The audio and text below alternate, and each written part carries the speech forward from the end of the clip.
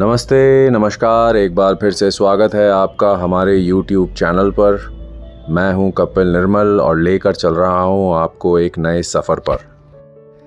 यात्रा आरंभ करने से पहले मैं अपने सभी दर्शकों को, सब्सक्राइबर्स को धन्यवाद देता हूं। हमारे चैनल ने 1 वर्ष की सुंदर यात्रा पूर्ण कर ली है। इस यात्रा में हमारा प्रोत्साहन बढ़ाया आपने, हमारा साथ देकर, इस अनूठी यात्रा का हिस्सा बनकर। एक बार फिर से आप सभी को बहुत बहुत धन्यवाद।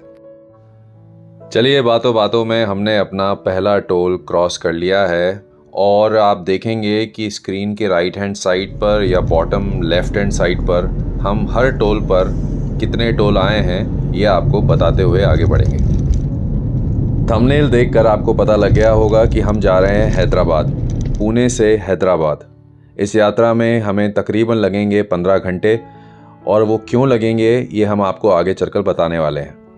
और साथ ही साथ इस डिस्टेंस की हम बात करें तो 758 किलोमीटर का डिस्टेंस हम 15 घंटे में तय करेंगे। बानेर से जब हम निकले तो हमने यात्रा आरंभ की NH 48 पर। अब हमें गूगल ने यही रास्ता बताया और अब पता चला है कि हमें पंढरपुर होते हुए हैदराबाद पहुंचना है।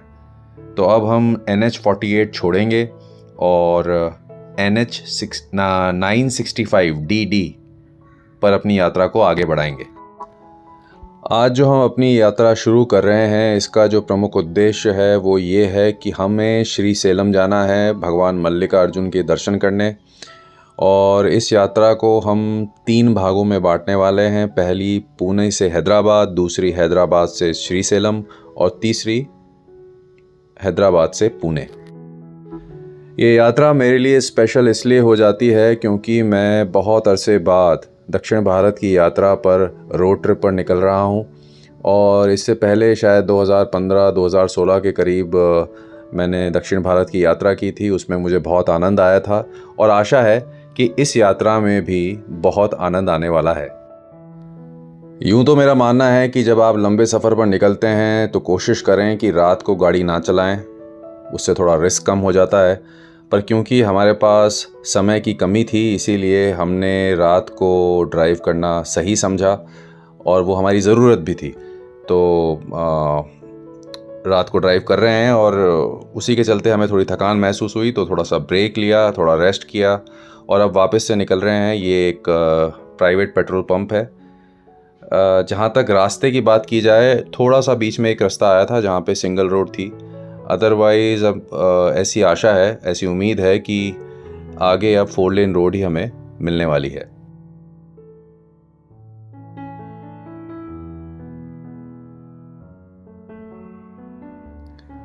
देखते ही देखते यात्रा का जो कठिन हिस्सा है वो अब ख़त्म हो चुका है। सुबह हो चुकी है और हमने क्रॉस किया है हमारी यात्रा का दूसरा टोल जो अभी चालू नहीं था। जहाँ तक आप देख सकते हैं रोड कंडीशंस बहुत अच्छी हैं, स्मूथ रोड है और मुझे तो ऐसा लगता है कि ये बहुत नई रोड है, पिछले 1-2 साल में ही ये बनकर तैयार हुई है। और जो सराउंडिंग की बात करूँ तो कभी कभी ऐसा प्रतीत होता है बीच बीच में कि कहीं हम राजस्थान में तो नहीं चल रहे, क्योंकि दोनों तरफ सिर्फ मिट्टी और छोटे छोटे पहाड़ देखने को मिल रहे हैं और बहुत ही सुंदर दृश्य है।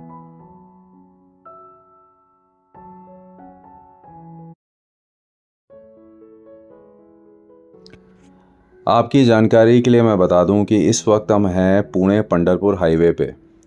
और जब मैंने इस हाईवे के बारे में थोड़ा पता किया तो मुझे पता चला कि ये जो हाईवे है जिसे हम NH 965 बोलते हैं, उसका जो सही नाम है वो है संत ध्यानेश्वर महाराज पालकी मार्ग। NH 965 यूँ तो NH 65 का एक हिस्सा है, पर इसका जो महत्व है वो ऐसे बढ़ जाता है कि यहाँ से यात्रा निकलती है पंढरपुर के लिए। अब पंढरपुर में जब लाखों लोग जाते हैं तो पालकी लेकर जाते हैं, तो इस रास्ते में पालकियों के लिए 12 हॉल्ट बनाए गए हैं और साथ ही साथ अलग से लेन्स बनाई गई हैं जिस पे आप पालकी लेके भगवान के लिए दर्शन के लिए जा सकते हैं। और जब आप इस रूट पर, इस रास्ते पर अपनी गाड़ी को आगे भगाएंगे तो आपको स्वयं एहसास हो जाएगा कि ये एक रास्ता जो है ये बहुत स्पेशल है, इसका एक महत्व है और आप इसे धार्मिक पथ भी कहें तो वो गलत नहीं होगा। सुबह के समय सूर्य देवता के इस प्रकार जब दर्शन होते हैं तो मन को बहुत प्रसन्नता मिलती है। अब वो कहते हैं ना कि जो विटामिन डी होता है वो इसी समय सूर्य की रोशनी के ज़रिए हमारे शरीर में प्रवेश करता है। तो भैया ये तो एक बहुत बढ़िया मौका था मेरे लिए। रात भर गाड़ी चलाई, थकान थी, और अब सीधा सुबह सुबह सूर्य देवता अपना आशीर्वाद मुझे दे रहे हैं। बहुत ही आनंद आया, बहुत ही अच्छा लगा, और आशा करता हूँ कि आप भी अपने अपने स्थान पर इस आनंद को प्राप्त करते रहें। तो फाइनली आ गया है वो समय जब हमने अपना पहला ब्रेक लिया, और आप देख सकते हैं इन खेत खलिहानों को। सुबह का समय है और ऑर्डर कर दी हमने ये खूबसूरत चाय। अब खूबसूरत इसलिए बोला कि दिखने में तो बहुत ही शानदार लग रही है, पर जब इस चाय को हमने पिया तो ऐसा लगा मानो गन्ने का जूस पी रहे हैं। और ये बात मैंने अनुभव की पूरे रास्ते में कि जहाँ जहाँ चाय पीने की कोशिश की, वहाँ पर चाय का जो स्वाद था, या मैं यूँ कहूँ कि चाय में गन्ना मिला रखा था। खैर, इस बात को छोड़ते हैं और देखिए, अब आप देख रहे हैं भीमा नदी का विहंगम दृश्य। नदी इतनी सुंदर लग रही है, उसका सिर्फ एक ही कारण है कि दोनों तरफ आबादी नहीं है। जैसे ही पानी के स्रोत के पास आबादी आती है, हम सब जानते हैं क्या होता है, नदी नाले में परिवर्तित हो जाती है। और मैं आशा करता हूँ कि भीमा नदी सदैव इसी प्रकार बहती रहे, सुंदर बनी रहे।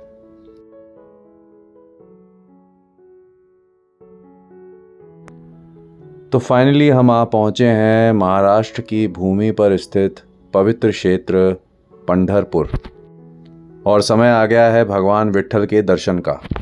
पर उससे पहले बात कर लेते हैं पंढरपुर की। शोलापुर डिस्ट्रिक्ट में चंद्रभागा नदी के किनारे पंढरपुर बसा हुआ है, और यहाँ विठोबा मंदिर में महाराष्ट्र के लोगों की अटूट आस्था है। ऐसा बताया जाता है कि जून जुलाई के महीने में तकरीबन 10 से 15 लाख लोग धार्मिक यात्रा का हिस्सा यहाँ बनते हैं। पंढरपुर का मुख्य स्थान है महाद्वार, जहाँ बड़ा बाजार लगता है, और यहीं से रास्ता निकलता है महाद्वार घाट का, जो कि पंढरपुर का प्रसिद्ध घाट है। पंढरपुर क्षेत्र में प्रवेश करने के पश्चात, क्योंकि हम सुबह सुबह पहुँचे थे, रास्ते में तो हमें भीड़ मिली नहीं और अभी तक दुकानें भी नहीं खुली थी, पर धीरे धीरे प्रतीत होने लगा था कि मंदिर के पास जैसे जैसे हम जा रहे थे, भीड़ बढ़ती जा रही थी। और यही कारण रहा कि हम अंततोगत्वा भगवान के दर्शन नहीं कर पाए, और इस बात का खेद हमें सदैव रहेगा। क्योंकि समय का अभाव था, तो हमने ये डिसाइड किया कि हम अपनी यात्रा को आगे बढ़ाएं, और भविष्य में, निकट भविष्य में हम कोशिश करेंगे कि जल्द ही भगवान के आशीर्वाद से एक बार फिर हम पंढरपुर यात्रा करें और भगवान के दर्शन प्राप्त करें।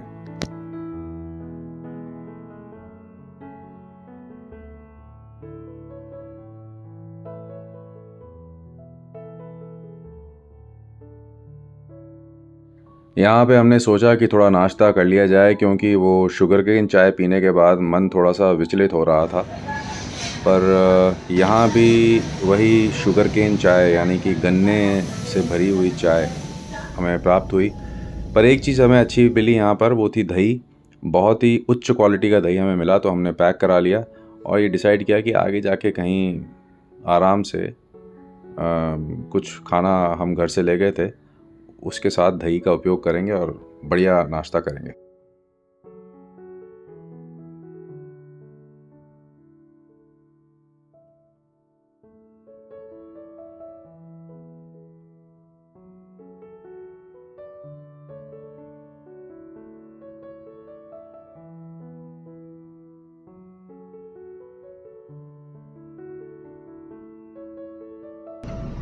इसे खाने के बाद नाश्ते की आवश्यकता ही महसूस नहीं हुई।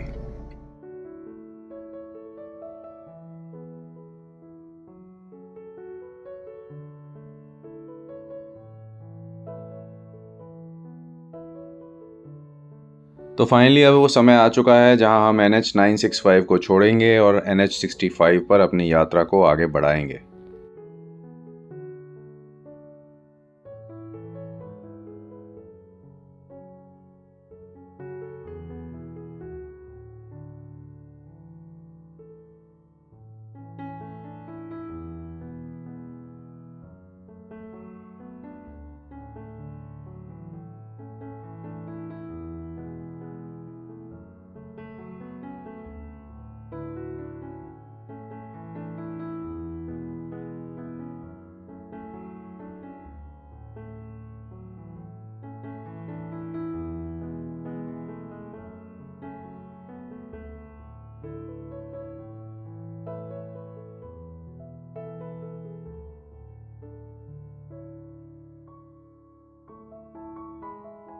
इस समय हम गुज़र रहे हैं अक्कलकोट से।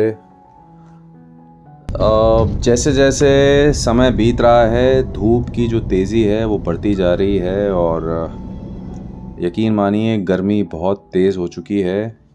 5वां टोल हम क्रॉस कर चुके हैं और आशा करते हैं कि समय पर हैदराबाद पहुंचेंगे, पर उससे पहले अभी बहुत सारे छोटे छोटे टाउन, छोटे छोटे कस्बे आने बाकी हैं और आपको उनके बारे में भी हम बताएंगे।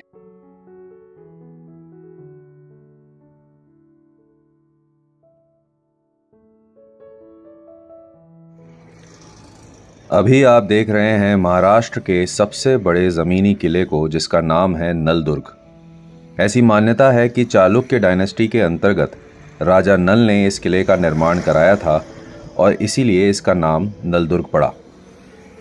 नलदुर्ग एक ऐतिहासिक किला है जो बेसाल्ट चट्टान की पहाड़ी पर बना है और छोटी बोरी नदी की घाटी में स्थित है। उस्मानाबाद से इसकी दूरी 50 किलोमीटर है। किले के भीतर पानी महल झरना बहता है जो कि काफ़ी लोकप्रिय है। इस किले को मध्यकालीन युग में बनाया गया था और यहाँ हर वर्ष नलदुर्ग महोत्सव का आयोजन किया जाता है। यदि आप यहाँ घूमने आना चाहते हैं तो उसके लिए सबसे सही समय रहेगा मानसून।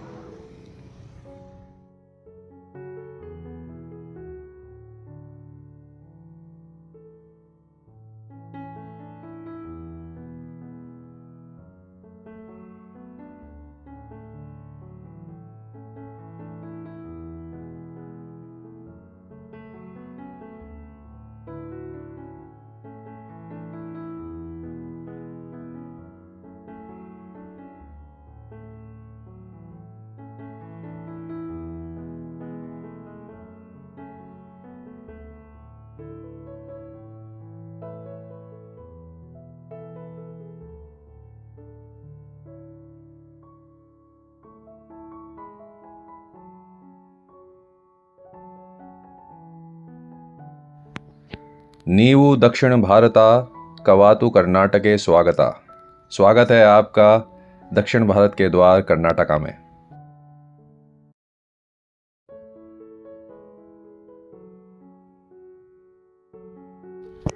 हमारी डेस्टिनेशन हैदराबाद हमसे 209 किलोमीटर की दूरी पर है और आशा करते हैं कि 3 से 3.5 घंटे में हम हैदराबाद पहुंच जाएंगे।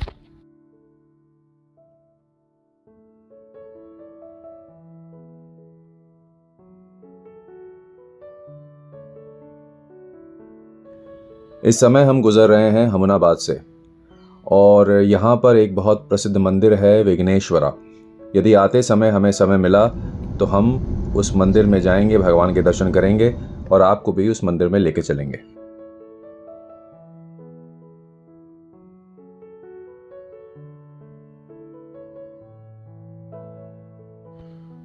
काफ़ी देर से हम लोग ड्राइव कर रहे हैं और थोड़ी थकान भी महसूस हो रही है और हैदराबाद से पहले एक फ़ाइनल ब्रेक ले लेते हैं। यहाँ पर हमने फ़िल्टर कॉफ़ी ट्राई की जो कि हमें स्वादिष्ट लगी और इसके बाद हमने, जब तक हम पुणे वापस नहीं लौटे, हमने चाय को हाथ नहीं लगाया। सो यहाँ से अब फ़िल्टर कॉफ़ी भी हमारे साथ जुड़ चुकी है।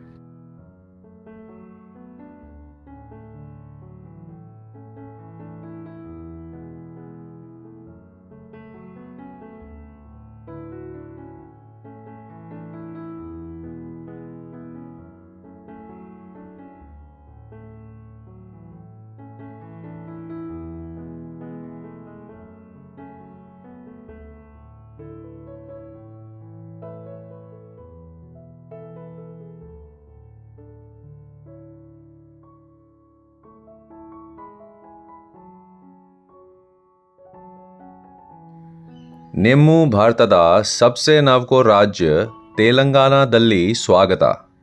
भारत के सबसे नए राज्य तेलंगाना में आपका स्वागत है। इस समय हम गुजर रहे हैं जहीराबाद के आउटस्कर्ट से और ये पड़ता है संगारेड्डी डिस्ट्रिक्ट में। जहीराबाद एक कृषि प्रधान क्षेत्र है, पर सूखे के कारण यहाँ किसानों को समस्याओं का सामना करना पड़ता रहता है।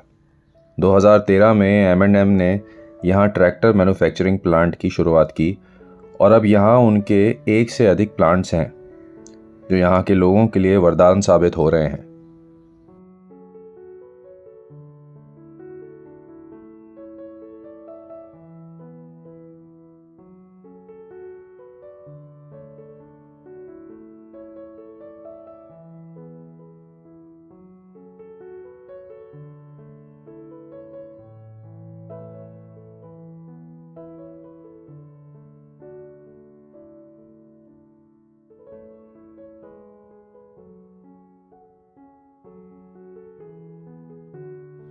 इस समय हम गुजर रहे हैं तेलंगाना की आध्यात्मिक सिटी सदाशिवपेट से, जो आती है संगारेड्डी डिस्ट्रिक्ट में। सदाशिवपेट की हैदराबाद से दूरी है 74 किलोमीटर, जिसमें हमें तकरीबन 1 से सवा घंटा लगेगा हैदराबाद पहुंचने में। यह आध्यात्मिक इसलिए है क्योंकि यहाँ कई मंदिर हैं, कई धर्मस्थल हैं, जिनमें प्रमुख हैं श्री अनंत पद्मनाभ स्वामी देवस्थान, धर्मपुरी टेम्पल इत्यादि। यहाँ पे पास ही है अनंतगिरी हिल्स, जो कि बहुत प्रसिद्ध है। यहाँ पे कई महल हैं, कई किले हैं, जिन्हें देखने के लिए दूर दूर से टूरिस्ट यहाँ आते हैं।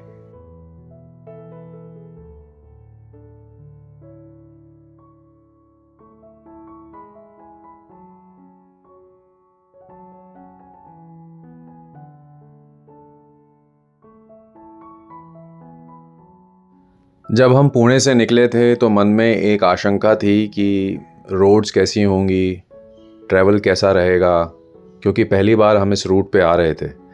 पर अब अप्रॉक्सीमेटली 14-15 घंटे के बाद जब हम हैदराबाद पहुंचने वाले हैं, तो आपको कॉन्फिडेंटली बता सकते हैं कि रास्ता बहुत ही बढ़िया है और कोई परेशानी नहीं हुई। खाने पीने की व्यवस्था पूरे रास्ते में आपको हर जगह मिलेगी।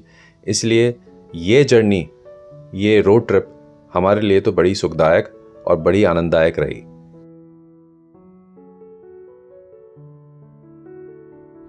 इस यात्रा का आखिरी टोल भी हमने क्रॉस कर लिया है। टोटल 9 टोल प्लाज़ा रास्ते में आए और अब हम ऑलमोस्ट हैदराबाद पहुंच चुके हैं। यहाँ से अब हमें गचिबोली करके एक क्षेत्र है, वहाँ जाना है, वहाँ पे रुकेंगे और फिर कल हमारी यात्रा हैदराबाद से श्रीसेलम के लिए शुरू होगी।